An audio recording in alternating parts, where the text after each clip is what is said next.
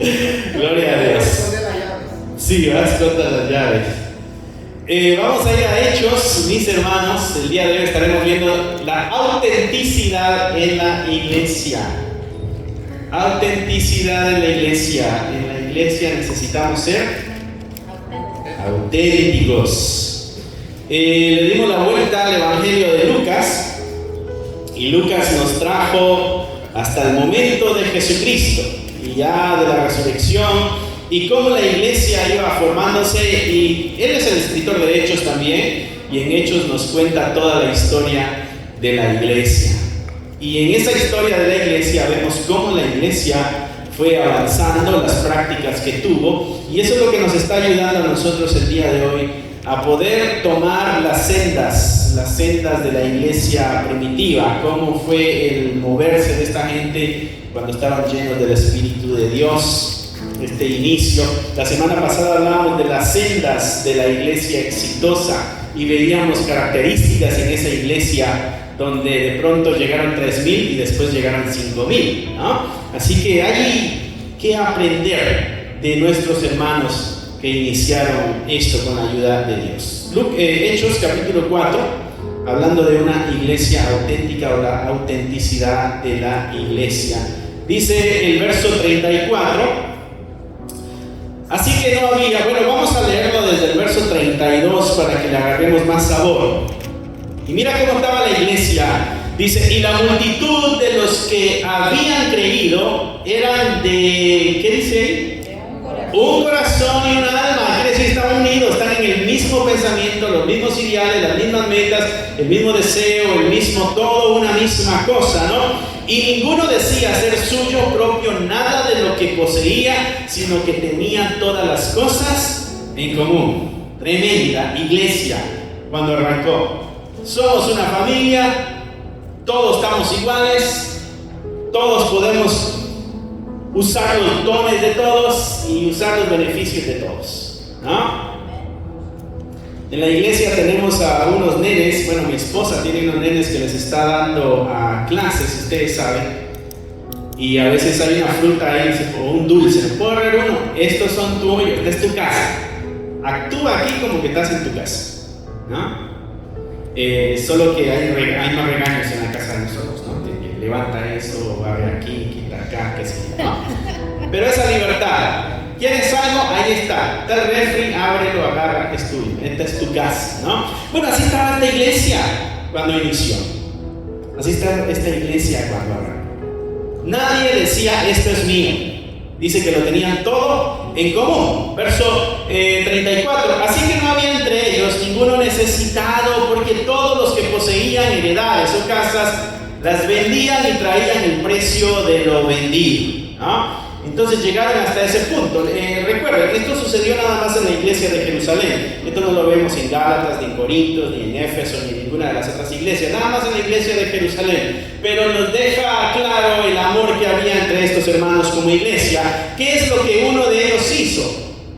Verso 36. Había un hombre que se llamaba José. Nosotros lo conocemos más por su otro nombre, ¿no? A quien los apóstoles pusieron por apodo, porque ellos se ponían apodos. Así como nosotros nos ponemos apodos, ellos se ponían apodos también. Solo que los apodos de ellos estaban más bonitos, porque el apodo de él quiere decir hijo de consolación. No sé qué apodo te tenían a ti en la escuela, allá en México, ni lo quieres mencionar, ¿verdad? Yo tampoco, en mí. Dice que se llamaba José, pero le pusieron por sobrenombre Bernabé, traducido es hijo de consolación. Él era de la tribu de Leví, venía de Chipre y tenía una heredad, dice, y la vendió y trajo el precio y lo puso a los pies de los apóstoles. Entonces este hermano dice, aquí hay necesidad, yo tengo un poquito más, voy a vender esta herencia, traigo todo esto para que todos estemos iguales. Y no era solo la práctica de él, porque la escritura nos acaba de decir que todos tenían esa práctica en esa iglesia en particular, ¿no? Y si dejáramos aquí la historia, mis hermanos, de la iglesia primitiva, diríamos, qué chulería vivir en ese momento, ¿no? Porque todo esto nos lo presenta así como que es una tremenda, qué gozo, qué alegría, y es que así debe ser, ese es el ideal.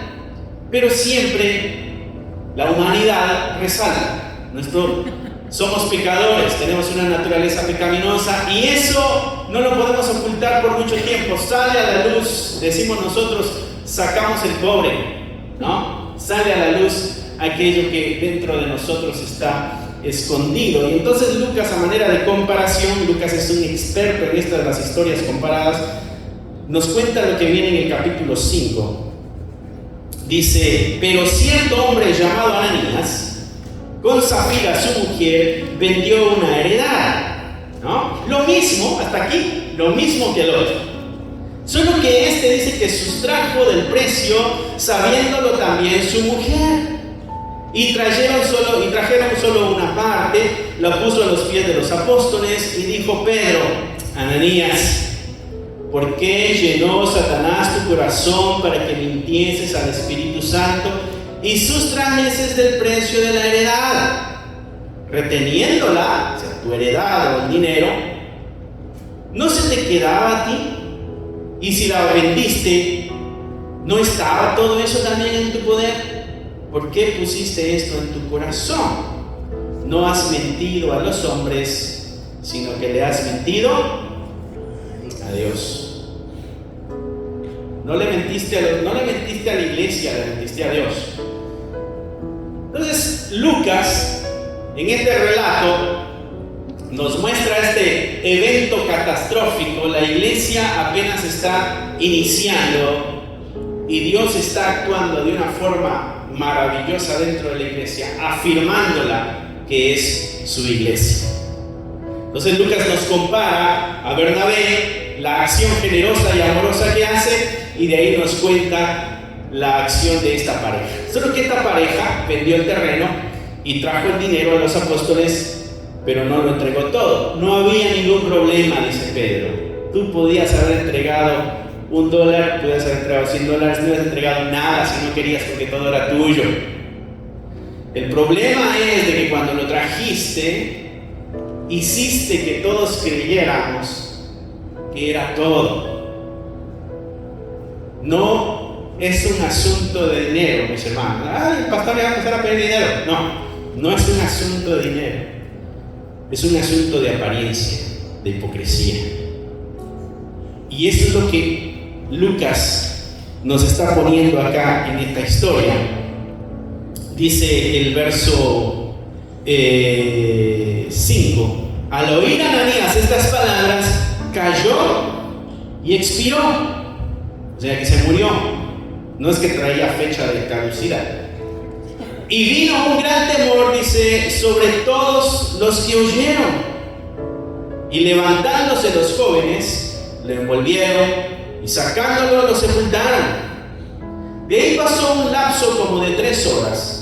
Sucedió que entró su mujer, y no sabiendo lo que había acontecido, Pedro le dijo: dime, mujer, ¿vendiste en tanto la heredad? ¿Y qué creen que dijo ella? Sí, en eso quedamos, que la habíamos vendido. En tanto, y Pedro le dijo: ¿por qué conveniste en tentar al Espíritu del Señor? He aquí a la puerta los pies de los que han sepultado a tu marido, y te sacarán a ti. Al instante ella cayó a los pies de él y expiró. Y cuando entraron los jóvenes, la hallaron muerta, y la sacaron y la sepultaron junto con su marido. Verso 11: vino gran temor sobre toda la iglesia y sobre todos los que oyeron estas cosas. Tremendo actuar de Dios en la iglesia. Algo interesante es de que lo que Lucas está escribiendo es la revelación del Espíritu Santo. Quiere decir que Dios no está escondiendo el pecado de su iglesia amada. Lo saca a la luz. ¿Por qué saca esto a la luz? ¿Por qué no mejor calla y esconde las cosas que no andan bien dentro de la iglesia? ¿Por qué las saca a la luz? Porque nosotros lo esconderíamos y que nadie sepa las cosas ocultas, oscuras o malas que dan dentro de la comunidad de fe. Que nadie sepa, ¿no? Y así podemos mostrar al mundo que somos una iglesia perfecta, ¿no? Una iglesia entregada, fiel, santa, ¿no? Sin embargo, no es el obrar de Dios en la Escritura para con su pueblo. Hay una tremenda enseñanza que Lucas nos quiere a nosotros mostrar. Así que estas dos historias, mis hermanos, nos tienen que empujar a nosotros a la reflexión. A la reflexión. Una de las cosas en las que podemos nosotros reflexionar es en la imposibilidad que tiene el ser humano para servir a dos señores. El pecado de Ananías y Zafira es un corazón apegado al dinero, pero también un corazón hipócrita. Un corazón que se presenta con intenciones escondidas, pero aparentando otra intención. No sé si habías visto, mi hermano, eso como un pecado, pero cuando leemos esta historia nos damos cuenta de que es un pecado grave. El pecado de la apariencia. El pecado de presentarnos como que andamos bien, como que somos santos, entregados, como que, ay, yo todo para el Señor. Él es mi todo. Todo te lo debo a ti. El Señor conoce los corazones. El Señor no podemos engañar. Y esto nos llama a todos nosotros. Esta iglesia, mis hermanos, empezaron los apóstoles a predicar el Evangelio y la iglesia comenzó a formarse. Ahora es una organización grande. Tiene más de 5,000 miembros estas iglesias. Recuerda que muchos se comenzaron a convertir allá en los primeros capítulos de Hechos. Muchos comenzaron a llegar a la iglesia. Entonces necesita que se organice, ¿no? Se necesita que haya personas que comiencen a tener ciertas responsabilidades y ciertas labores dentro de la comunidad de fe. Y esta iglesia ahí se va formando. Pero algo que Lucas nos deja saber aquí es de que debemos nosotros analizar nuestro corazón en el servicio. ¿Cuál es la verdadera intención que hay en nuestro corazón en el momento de servir a Dios? En el momento de presentarnos ante Dios. En el momento de traer nuestra ofrenda, mi hermano. Algo tan sencillo. Examinar nuestro corazón antes de acercarnos a Dios. Debemos reflexionar para empezar nosotros en la imposibilidad del ser humano de servir a dos señores. Mateo 6 dice: nadie puede servir a Dios y a las riquezas al mismo tiempo. No podemos hacer eso es imposible. Y Santiago 1:8 dice: el hombre de doble ánimo es inestable en todos sus caminos. Es incapaz el corazón del ser humano amar a Dios y amar el dinero a la misma vez. O amas a uno o aborreces a otro, dijo el Señor. Y en esta acción que delante de nuestros ojos pudiera ser inocente, quizás no hubiera sido tan grave. Me pregunto qué hubiera pasado si algo así hubiera sucedido dentro de nuestra comunidad de fe. Y alguien hubiera dicho: ay, el Señor puso en mi corazón traer esta ofrenda a la iglesia y yo les traigo, qué sé yo, unos $1,000 para la extranilla. El Señor lo puso en mi corazón. Pero ¿qué tal si el Señor le puso en su corazón 2,000? Pero dio más que el resto, ¿no? Y pudiéramos nosotros tener una apariencia. Y eso es lo que está llamando Lucas ahí. La iglesia tiene que ser auténtica.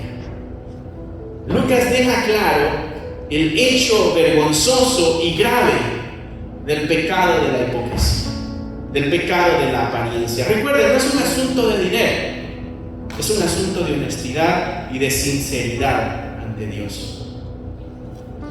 Es tiempo de reflexionar entonces en esa imposibilidad de servir a dos señores. Debemos estar nosotros seguros: ¿servimos totalmente al Señor o todavía tenemos otros dioses dentro de nuestro corazón? Y también podemos reflexionar en la gravedad del pecado, de la mentira y de la hipocresía. ¿Qué tan fácil es en esta sociedad decir mentiras? ¿Qué tan fácil es en esta sociedad ser hipócritas? Es muy fácil, porque nadie nos conoce. Yo les puedo venir y decir: mis hermanos, yo la verdad estoy entregado al 100 con el Señor. Yo faltas no tengo. Yo soy como Pablo, que dice: en cuanto a la ley, irreprensible. Y algunos me creerían porque no leen la Biblia.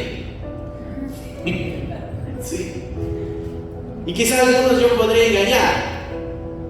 Y quizás algunos dirían, no es tan grave el pecado. Quizás algunos dirían, no es un gran problema. No, en realidad no está dañando a nadie. Pero cuando vemos la acción de Dios, nos deja ver de que es un pecado grave. Nos deja ver de que no es cualquier cosa. Entonces debemos nosotros estar conscientes de la intención de nuestro corazón. Es grave el pecado de la mentira dentro de la comunidad de fe, y es grave el pecado de la hipocresía dentro de la comunidad de fe. Es grave, ¿no? Y otra cosa que debemos reflexionar en cuanto a esto que leímos es de que la desobediencia, mis hermanos, siempre va a traer un castigo consigo. ¿Sabe? Dios nos puede perdonar de nuestros pecados, pero eso no es garantía de que va a quitar las consecuencias. Dios nos puede perdonar de nuestros pecados, pero no es garantía de que nos quite las consecuencias. Podemos nosotros estar tranquilos de que Dios ha perdonado porque hemos confesado nuestro pecado, pero vamos a tener que andar cargando alguna consecuencia. Y no porque carguemos la consecuencia vamos a creer que Dios no nos ha perdonado. Dios nos perdona, dice la Escritura, pero la consecuencia la cargamos.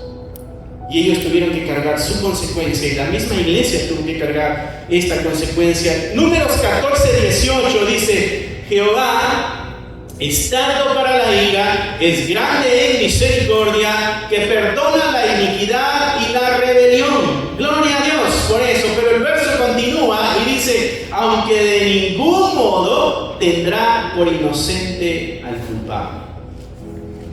O sea, Dios puede ser amor, misericordia, Dios puede ser, justicia, y Dios puede ser lento para la ira y puede ser grande en misericordia. Dios puede perdonar cualquier iniquidad y Dios puede perdonar cualquier rebelión, pero el verso también dice que no va a dar por inocente al culpable. En otras palabras, el juicio siempre acompaña a la desobediencia. El juicio siempre acompaña a la desobediencia. Así que este pasaje, mis hermanos, nos invita a la reflexión. A reflexionar en nuestro andar, en nuestro compromiso con Dios, en nuestras intenciones en el corazón. ¿Cuáles son las intenciones por las cuales yo hago esto? Yo debo examinar mi corazón, cuál es mi intención, qué hay dentro de mi corazón cuando vengo y me paro aquí. ¿Será que me gusta estar aquí y ver que todos están escuchando y viendo? ¿Habrá una satisfacción en mi corazón, algo muy interno de sentirme importante? Yo debo analizar todo eso. Los hermanos que están aquí en la batería, en las guitarras, en el piano, en las voces, deben hacer un análisis. ¿Qué ocurre dentro de mí cuando hago esto? ¿Será que me gusta el estar enfrente o el estar aquí? ¿Qué sé yo? Los que oran, los que inician la oración, los que vienen y pasan por la ofrenda, cualquiera de los que hacemos algo, los que abren allá la puerta cuando entramos y nos dan la bienvenida, todos debemos analizar la intención de nuestro corazón. Porque nuestro corazón es engañoso, dice la Escritura. Y eso es a lo que Lucas nos invita a ti y a mí, a reflexionar. Mira esta situación. Acciones similares, la de Bernabé y la de Ananías y Zafira. La diferencia era la intención que había dentro del corazón. Y uno fue exaltado y el otro fue juzgado. Reflexionar, mis hermanos. Es imposible que nuestro corazón tenga la capacidad de servir a dos, o a uno o al otro. ¿No? El pecado de mentira y hipocresía dentro de la comunidad de fe es grave, y eso siempre trae una desgracia. La iglesia tiene un llamado a la reflexión. ¿Por qué digo esto, mis hermanos? Porque si seguimos el hilo de Lucas, Lucas nos presenta al Jesucristo que viene a armar la iglesia, pero ahora nos habla de la iglesia que ya está armada, llena del Espíritu Santo. Y si nosotros queremos caminar en los pasos de la iglesia, debemos estudiar qué es lo que pasó con ellos cuando iniciaron y qué es lo que ha venido pasando con ellos hasta nuestros días, qué es lo que ha venido pasando con la iglesia hasta el día de hoy. ¿En qué momento las iglesias comenzaron a cambiar las doctrinas, las enseñanzas, los principios morales, los requisitos? ¿En qué momento las iglesias comenzaron a hacer esos cambios? ¿En qué momento? Cuando nosotros estábamos buscando un lugar antes de encontrar este edificio que el Señor nos permitió usar, ustedes recordaron que una de las iglesias que nos abrió la puerta nos dijo: vengan, qué bueno, usen este edificio, que gloria a Dios, no se preocupen por lo económico, porque este edificio tiene mucho dinero. Hay alguien que había dejado mucho dinero y dice: este edificio nunca va a tener padecimiento de economía. Y son como 20 hermanos los que están en esa iglesia. Solo que hay una cosa, ¿no? Estamos abiertos al movimiento LGBT, ¿no? Y vamos a permitir esto. Así que no quiero que ustedes se asusten, nos dijeron, cuando de pronto lleguen y vean algo aquí extraordinario. Y dijimos: bueno, no queremos eso entonces. Da gracia a la oferta, tremenda bendición hubiera sido, pero no podemos ser parte de eso. ¿En qué momento la iglesia perdió el camino? Cuando dejamos y ya no regresamos a ver nuestro pasado, volvemos a cometer los mismos errores. ¿Qué hubiera pasado con esta iglesia si Dios no actúa de esa manera y este hermano se sale con la suya y los hermanos lo ven como que Ananías, el generoso? ¿Qué hubiera pasado con la moralidad de esa iglesia? ¿Qué hubiera pasado con aquellos hermanos que se enteraron después de lo que sucedió y dijeron: oye, no pasó nada aquí en la iglesia? O sea, que a Dios no le importa eso. O sea, que con Dios no hay ningún problema si uno viene y engaña a la comunidad de fe. O sea, no hay ningún problema si uno le quiere ver la cara a la comunidad de fe. Pero el amor de Dios por su iglesia es la que lo hace. Detrás de este acto fuerte y grave está la expresión de amor de Dios por la iglesia, protegiéndola, sabiendo de que iba en el camino equivocado y le dio un par de nalgadas y la puso en el camino correcto. Pedro es el instrumento que Dios utilizó para que el juicio se diera. No puedo imaginarme a Pedro también enfrente de estos eran hermanos, a los que les predicaron el evangelio, a los que dijeron: sí creemos. Quizás los bautizaron ellos mismos y la iglesia se gozó en el momento que fueron bautizados. Eran hermanos de la fe. ¿Cómo pudo haber sentido Pedro en ese momento? El resto, los muchachos que ahora tengo que ir a enterrar a este, y ahora vienen y encuentran a la esposa que también ella hay que la enterrar. Por eso la escritura al final, cuando nosotros leímos, dice que el temor llegó al corazón de todos los que vieron y de todos los que oyeron estas cosas. Una de las cosas que la iglesia en general quizá necesitamos reconsiderar es el temor a Dios. El temor a Dios, el legítimo temor a Dios nos va a detener a nosotros de caer en este juego de apariencias. Ya que la escritura nos hace un llamado a la reflexión, también nos hace un llamado a la evaluación. Y aquí es donde afirmamos más lo que hemos dicho ya: evaluar nuestras acciones, evaluar nuestras motivaciones. Colosenses 3:23 dice: y todo lo que hagáis, hacedlo de corazón como para el Señor y no como para los hombres. Todo lo que hagas, hazlo como para Dios, no como para los hombres.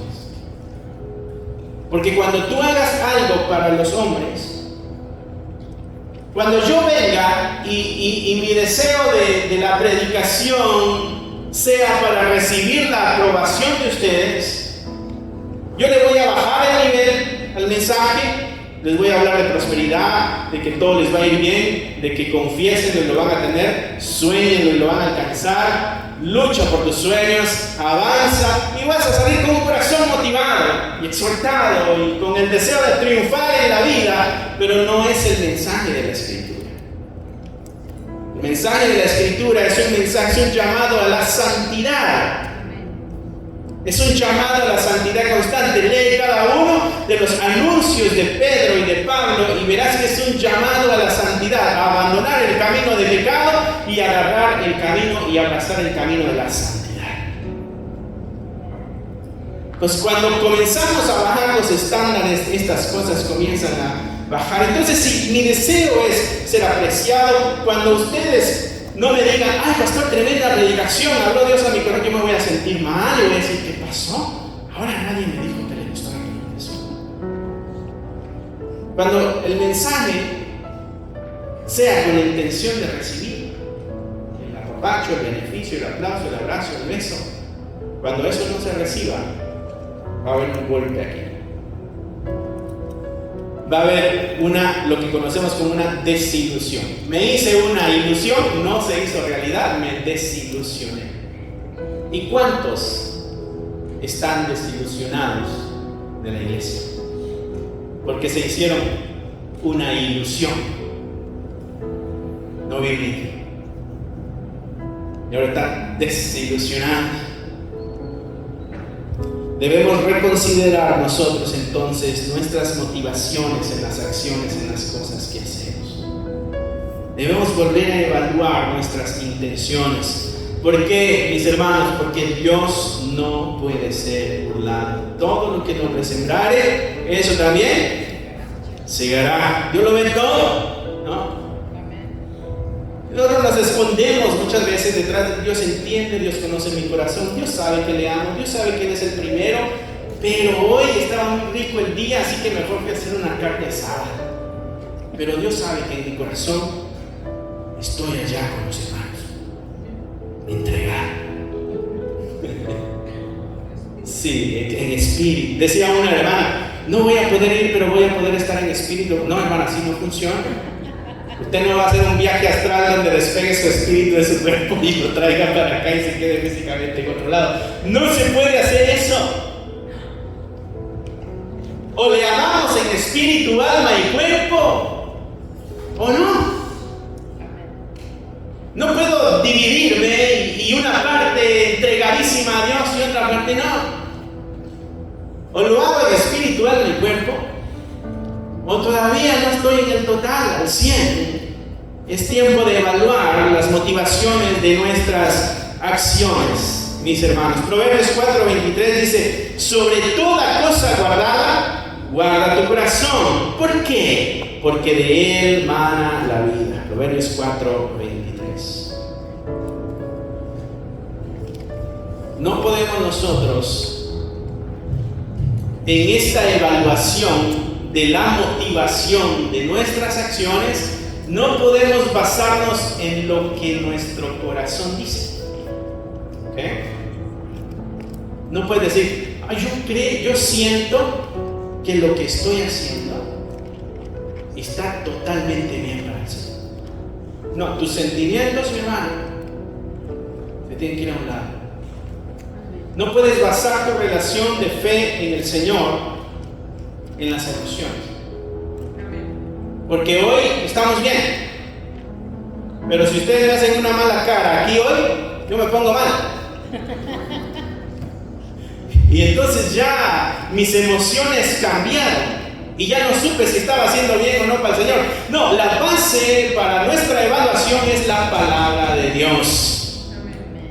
Tú y yo tenemos que evaluar nuestras acciones de acuerdo a la palabra de Dios. Por eso tenemos una base moral. Por eso nosotros como creyentes, como cristianos, evangélicos, aleluyas, como quieras llamarlo, nosotros tenemos una base de fe que es la palabra de Dios. No tenemos varias formas, tenemos una nada más, que la Escritura. Entonces, cuando tú quieras evaluar, mi hermano, mi hermana, las acciones, no dependas de tus sentimientos o de tus emociones, porque el corazón es engañoso. Por eso la exhortación de Proverbios es: cuídalo, guárdalo. ¿Por qué hay que guardarlo? Porque es frágil y sensible. Hoy siento por aquí algo bonito y hoy siento por ahí algo malo. Hoy siento que Dios me habló, pero hoy siento que Dios no me habló. Hoy siento que la Escritura habló a mi corazón, pero hoy no sentí nada. Y basamos nuestra relación de comunicación con Dios en lo que sentimos. Somos un manojo de emociones y de sentimientos. Y no olviden, mis hermanos, que todo eso, cuando el pecado llegó al mundo, fue atrofiado. No podemos nosotros depositar nuestra confianza en nuestras emociones y nuestros sentimientos, porque nuestras emociones y nuestros sentimientos son egoístas. Porque yo siento bonito cuando todo me beneficia, pero yo no siento tan bonito cuando las cosas ya no me benefician, sino que benefician a alguien más. Y ahí si le benefician a aquel que no me cae muy bien, ahí me siento peor. ¿Y eso quiere decir que hice una buena evaluación? Claro que no. Nuestra evaluación tiene que ser basada en la verdad. Lo que Jesucristo le dijo a la mujer samaritana: es necesario que hayan adoradores que le adoren en espíritu, en verdad. La verdad abarca todo esto, mis hermanos. Tenemos un llamado entonces nosotros a evaluar las acciones, porque dentro de la iglesia, mis hermanos, nosotros tenemos la responsabilidad de representar bien a Cristo. Tú y yo tenemos la responsabilidad de representar a Cristo lo mejor que nosotros podamos. Jesucristo dijo que tú y yo éramos la luz del mundo. O sea, tú y yo somos los que le mostramos al mundo por dónde debe pasar, por dónde debe caminar, cómo debe guiarse. Y eso nos va a ayudar a ver por qué Dios entonces hizo este juicio tan severo con estas dos personas. Bueno, es que ellos son la iglesia, ellos son los que iban a dirigir a otros. ¿Cómo era posible que estos fueran a dirigir a otros? Somos la luz del mundo, dijo el Señor, y esa es una gran responsabilidad. Y Pablo dice que somos unas cartas abiertas. Es este libro abierto que cualquiera se puede acercar, leer y ver. O sea que no podemos nosotros estar escondiendo del mundo, de la misma iglesia. Al contrario, debemos estar abiertos y ser escudriñados. Dios no puede ser burlado. Nosotros nos engañamos a nosotros mismos y creemos que hemos engañado a Dios. Y como no ha llegado un juicio, nosotros decimos: todo parece que anda muy bien. Por eso es necesario evaluarnos a través de la palabra de Dios. Y ya para terminar, que ya me estás viendo con malos ojos, tenemos un llamado también nosotros a la acción. Tuvimos un llamado a la reflexión, un llamado a la evaluación, pero tenemos un llamado a la acción. ¿Qué hacemos con esto aprendido? Decimos: ay, qué bueno, qué bonito, y nos vamos, o tenemos una tarea de aquí en adelante para el resto de nuestros días. ¿Se queda aquí esto olvidado el día de hoy o es momento de comenzar a ponerlo en práctica? Así que en este llamado a la acción, mis hermanos, el Señor acá nos llama a caminar en santidad. ¿Por qué? Porque Dios es santo. Y el Dios de esta iglesia es un Dios santo. Por lo tanto, tú y yo debemos caminar en santidad. ¿Y santo qué quiere decir? Apartado. O sea que no somos como el resto. No es que somos superiores, no, es que no somos iguales. No somos como el resto. No es que estamos por encima de ellos, no, es que somos diferentes. No hacemos lo que el mundo hace, no pensamos como el mundo piensa, no actuamos como el mundo actúa y no soñamos como el mundo sueña y no anhelamos como el mundo anhela. Somos diferentes. La iglesia es una iglesia santa. ¿Por qué? Porque Dios de la iglesia es un Dios santo. La iglesia también tiene este llamado en cuanto a la acción, a caminar en honestidad, porque el Dios de la iglesia es un Dios fiel. Debemos caminar en honestidad. Eso quiere decir que hay que andar con sinceridad, hay que andar con transparencia y hay que andar con lealtad al Señor, lealtad a nuestro Dios. Sí, que cuando nadie daba un centavo por nosotros, se hizo hombre y entregó su vida para que nosotros estuviéramos con Él por una eternidad. ¿Crees que le debemos lealtad a tan tremendo sacrificio? Claro que sí. ¿Crees que le debemos sacrificio por tan tremendo sacrificio, valga la redundancia? Claro que sí. Le debemos nuestra vida. Por eso esto no se hace gravoso ni pesado, porque ya nuestra vida le pertenece, dice la Escritura. En este llamado a la acción, mis hermanos, tenemos este llamado a caminar en integridad, porque el Dios de la iglesia es un Dios íntegro, es un Dios recto, es un Dios que ha sido probado, es un Dios intachable. Eso es lo que quiere decir íntegro. Aquel que ha sido probado y salió bien. Aquel que se le hizo el test y salió bien. Íntegro. He ahí la importancia de nuestro testimonio. Porque la vida en la iglesia nos ha puesto a nosotros a prueba para ver si hoy somos íntegros. Para ver si el día de hoy nosotros somos íntegros o no somos íntegros. La iglesia, mis hermanos, tiene también este llamado a caminar en la verdad y en obediencia. Este es el llamado a la acción. Andar en la verdad, andar en la obediencia, andar en santidad, andar en honestidad, andar en integridad. Y también tenemos el llamado a andar en el temor de Dios. Porque el Dios de la iglesia es un Dios temible. ¿Sabes? Uno de los problemas que yo he visto en nosotros como iglesia, cuando hablamos del temor de Dios, nosotros tratamos de hacerlo un poco romántico. Y no voy a hacer que alguien entienda que este Dios es un Dios sanguinario, es un Dios cruel, es un Dios malvado, y decimos, bueno, no es de que le tienes que tener miedo, sino que es un temor reverente, ¿no? Pero no sabemos explicar qué es esta idea de un temor reverente. Y decimos, es como con los papás, cuando le obedeces al papá, que no le tienes miedo. Claro, yo le tenía miedo a mi mamá cuando yo hacía algo mal, porque yo sabía lo que venía.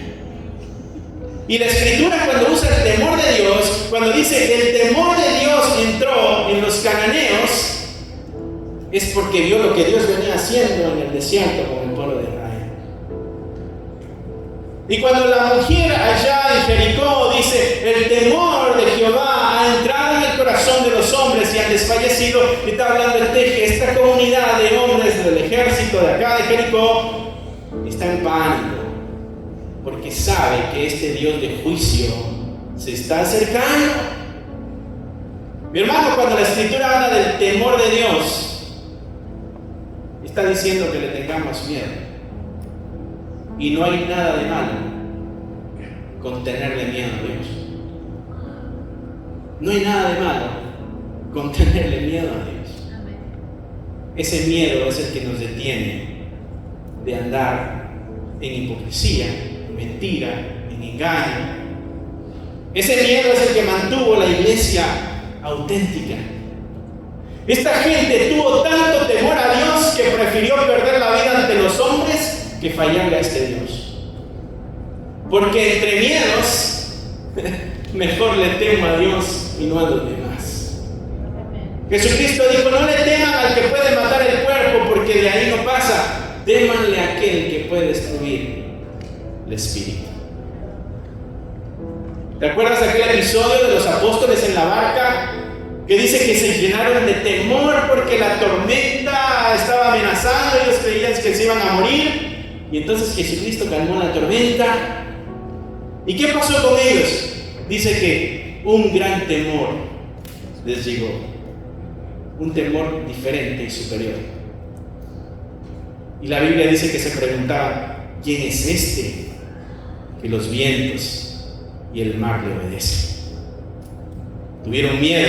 Espérate, ¿cerca de quién estoy yo? Pecador.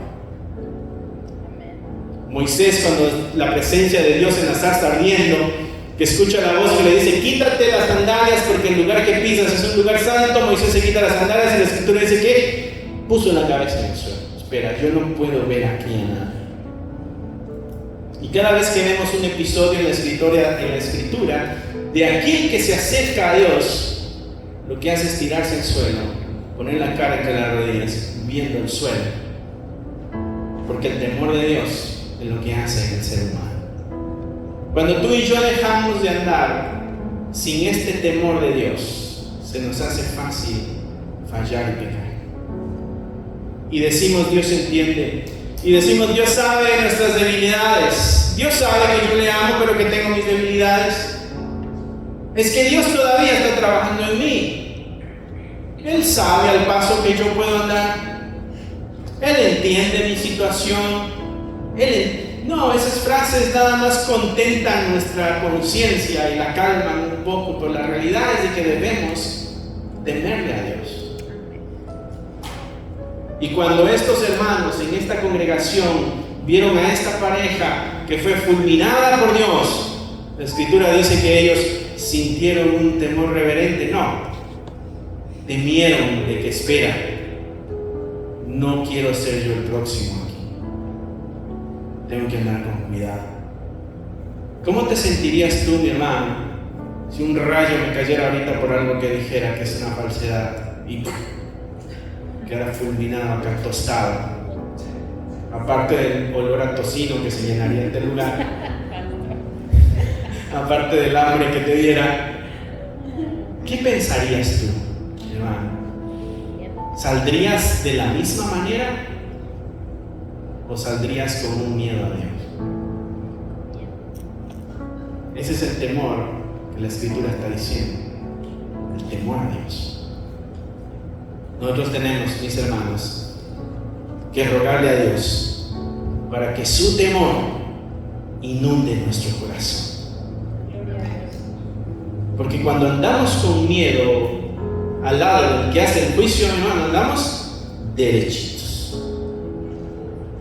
Andamos como que andamos sobre cascarón de huevo, decimos, no queremos romper nada. Así debemos andar en esta relación. La iglesia tiene este llamado también a vivir con un corazón agradecido. Porque el Señor nos ha dado la dicha de ser llamados su iglesia. ¿Sabías tú que es una dicha ser su iglesia? ¿Sabes que tú y yo no lo merecíamos, pero Él dijo, está bien, entren al grupo? ¿Sabes tú que la Escritura dice que estábamos en la orilla ya para el juicio, en camino al infierno, pero Él hizo una elección? La Escritura habla mucho de esta elección divina, donde nadie tiene la posibilidad, pero Dios dijo, este lo pongo aquí, este no va para allá, la elección divina. ¿Y por qué te eligió, mi hermano, Dios? ¿Por qué te eligió? ¿Porque vio algo bueno en ti? No. Dice la Escritura que todos nos habíamos desviado a una y nadie busca a Dios. Todos buscan lo suyo. Y Pablo dice que cuando estábamos en guerra contra Dios, estamos peleados, éramos enemigos de Dios, Él murió por nuestros pecados. O sea que no es porque, Dios vio algo bueno en ti y por eso te llama. No hay nada bueno en el ser humano. Lo único bueno que hay en nosotros ahora, mis hermanos, es el Espíritu de Dios. Por eso necesitamos nosotros morir a nosotros mismos y necesitamos ser transformados. Porque si algo bueno hubiera en nosotros, el Señor nos dejaría así. Y yo sé que no es el mensaje popular que nos gusta decir somos buenas personas, somos la iglesia de Cristo, estamos en triunfo, estamos en victoria, nos saludamos y decimos ¿cómo andas en victoria? Gloria a Dios. Pero cuando vemos la Escritura, habla la realidad del ser humano en comparación a la pureza y santidad de Dios. Y tú y yo debemos retomar las enseñanzas de la Escritura. ¿Para qué? Para no caer en los errores que cayeron estos acá, Ananías y Zafira, y no caer en los errores que hemos visto que muchas iglesias desgraciadamente han caído. Donde el púlpito es nada más una tremenda alcancía, donde tú vienes y dejas tus bienes materiales y te sales contento creyendo de que va a haber prosperidad económica en tu hogar. Esa no es la iglesia de Cristo. Esa no es la iglesia del Señor. Este no es el lugar donde yo vengo para que mis sueños se hagan realidad. Este no es como ese libro popular, dice tu mejor vida ahora. No, tu mejor vida va a ser en la eternidad, no ahora.